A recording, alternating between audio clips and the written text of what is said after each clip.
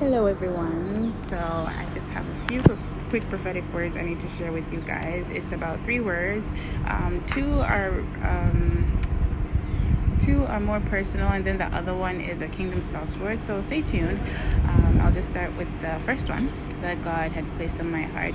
There was a dream He had for me. There was something, without getting into much detail, there's just something God was asking me to do, a move He was asking me to do that I wasn't too sure about, because in the physical it didn't look like the best idea. It seemed a bit, it wasn't all the way out there. It wasn't a very for certain thing to do, and everyone else was discouraging me from doing it.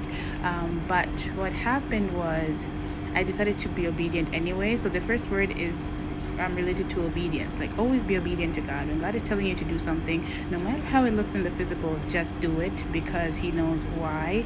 And what had happened was, after I made the decision and went ahead with what God was showing me, He gave me a dream of the alternative of what would have happened if I hadn't done that decision. And I cannot stress the amount of heartache I had in that dream, of how sad I was if I hadn't taken the decision God was telling me to take.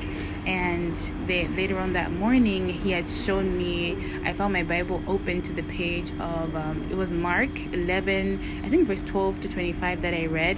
The parable, the story where Jesus went to a fig tree that had so many leaves but it had no fruits, and He cursed it and said, because it didn't have fruits, you will not have fruits forever. So when God is telling you to do something, to be fruitful for His kingdom, be obedient. There's that verse that says, for those who have much, even more will be added unto them, lest you become like the people who have little, and even that little is taken away, where you become like a barren fig tree. Do not be the barren fig tree, guys. That was the first word. So the fig tree one, guys, do not be like the barren fig tree. God was warning me, like, be obedient, lest you be like the barren fig tree, where you'll be fruitless, and I'll curse you to stay fruitless, and no one will eat your fruit. Okay. So that's the first word of warning to every God's child who is being called to do something. Stay obedient. The second warning was, a few nights ago I had a dream where I and some other people were like by school grounds, and we were just there, just playing different sports, games, trainings, just chilling. And then all of a sudden, these ships landed by the ground, and people came out of those ships, people who were not Christians, they were opposing us. I won't specify what religion it was, because I don't think that's the important part. The important thing was God trying to contrast the fact that these people were not God's children. They came out of the ships, and then they came up with guns and started just attacking everyone. So as soon as I noticed the ships landing, I started to scramble for my shoes. I decided I can't find my shoes. I just started running without shoes. I'm wondering where my daughter is. I was just running, and then immediately they came out. They started shooting down everybody. So and then tonight I had a dream where now everyone who was captured by those people was like in bondage, and they were being guarded by all these people with guns. Like, everyone was being treated like slaves. So God was sending a warning for God's children, that because of how, we had a lot of warfare going on last month, and it's at the beginning of the year, and things are a bit calm now. Now the devil's planning another attack to keep people back in bondage. He's trying to drag people back to the generational curses they've been breaking, the word curses that have been set upon their lives, all those demonic cycles. He's trying to bring people back into bondage, and He is calling God's children to intercede and to pray against it, to act against it, and just warning us in general to not fall prey to the devil's traps. Okay. Yes, so God is warning to not fall prey to the devil's traps. Go into prayer and fasting. Pray against all these things. Do not be relaxed. I feel like during this period, while we have been resting, I feel like there's also been a lot of spirits of like slothfulness, tiredness. I felt a lot of warfare being done against me, to be fatigued, to not want to pray as hard as I usually do, to just get stressed. But I've been praying against it constantly, and it's been helping. So I'm just encouraging all of you guys, if you can, go into prayer and fasting against these things, not only for yourself, but against the curses on your bloodlines, and the curses just set against you and your life, and curses being done against your blessings, because the devil is trying to come and destroy all the progress, all the hard work that we have done as God's children so far, and how far we have come. So I'm just here to tell you guys to take heed and keep praying, because the devil is planning attacks. If not already, he's already started attacking people's finances, already trying to attack people's blessings. But you need to fight back. You need to fight back by your prayer, by your fasting, by interceding for God's children, for those people who cannot pray as well as you do, because we have different gifts. So the people who have the gift of prophecy, people have the gift of dreams, people who are close enough to God to intercede for others. Please do intercede for others. Pray for your family, pray for your friends, your co-workers, pray for every child of God who's upright in heart and seeking him, every child of God, and even those who may not be children of God. Pray for their repentance, pray that they come to God, so that these generational curses do not continue, so that they do not affect the future generations. Because right now people are in slavery again. A lot of people are going back to bondage because they've finally gotten a chance to rest, and the devil is trying to use that time to trick them back into bondage. So please pray for each other, warn each other, and chasten each other during this time. And lastly, the kingdom spouse word. I hope you're still here. Save the best for last.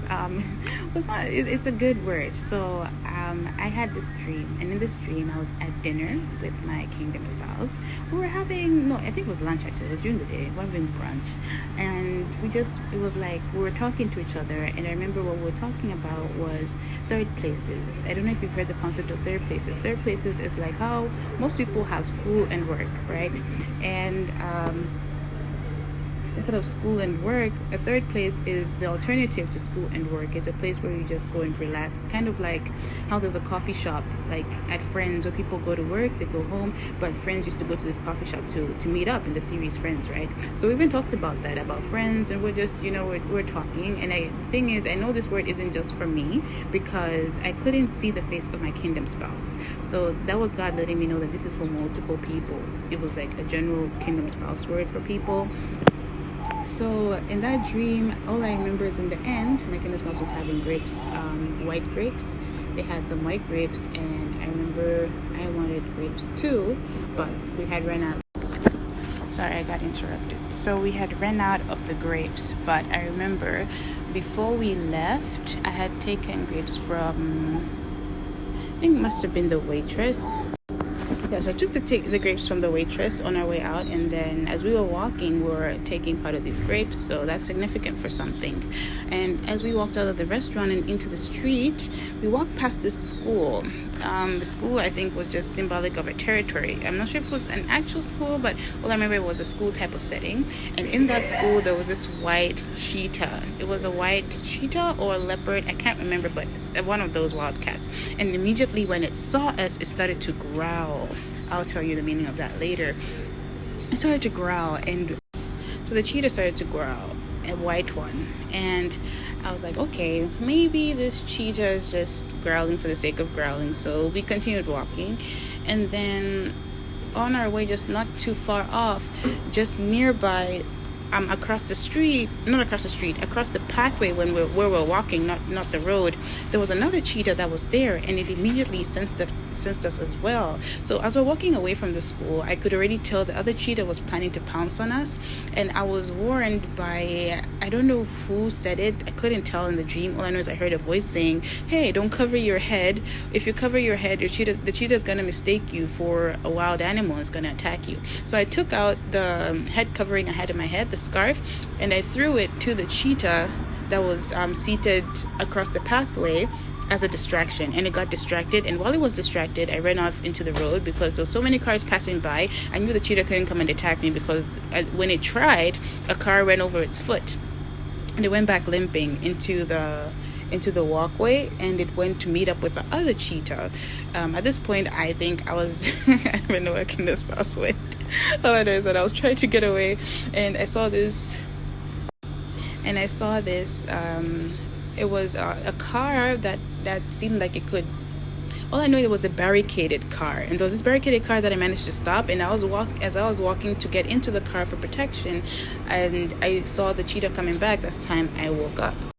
Now into the interpretation. So what was revealed to me from that is, this is the time when you guys are going to be in a good place with your kingdom spouse. Okay, God is telling you that you guys are going to experience abundance, be it financially. I know grapes is a symbol for prosperity, abundance, so it could be abundance in your love lives, abundance in your finances as you join together with your kingdom spouse. This is probably the time when you guys are going to meet up and partake together, because you were having a meal, you're having dinner, you're going to feast together at this dinner. It was just a dinner for two in a restaurant. There was a lot of different couples, but that's how I know it's multiple kingdom spouses coming together.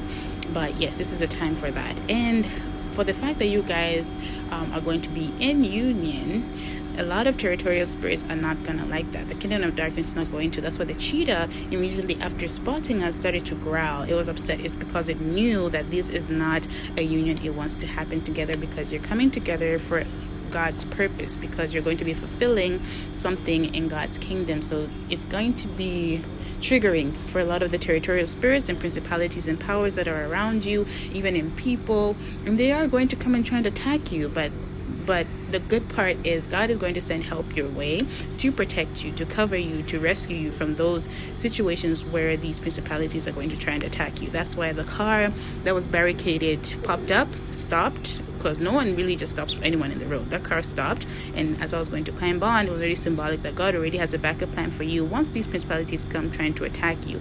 But nothing is going to interfere with what he's saying. You guys are going to be abundant. You guys are going to join your people. And you guys are going to be protected by God. Just keep believing, keep praying, and keep being obedient to God. Anyway, that's all I have for you guys. I'm at work. I have to get in now, and I wish you guys luck. All the best. Love you.